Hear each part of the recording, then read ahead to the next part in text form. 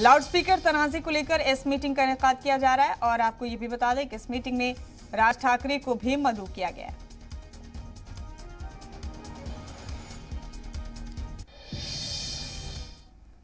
अहम अपडेट इस वक्त के दे रहे हैं आपको महाराष्ट्र से।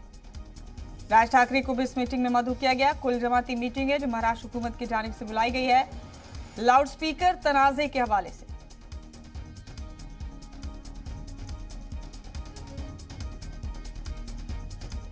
बड़ी खबर देख रहे हैं आप इस वक्त की।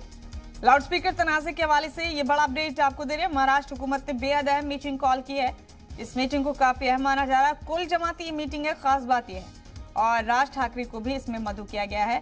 पिछले कुछ दिनों से लाउडस्पीकर को लेकर जबरदस्त तनाज़ा चल रहा था महाराष्ट्र में और उसी के हवाले से ये मीटिंग कॉल की गई।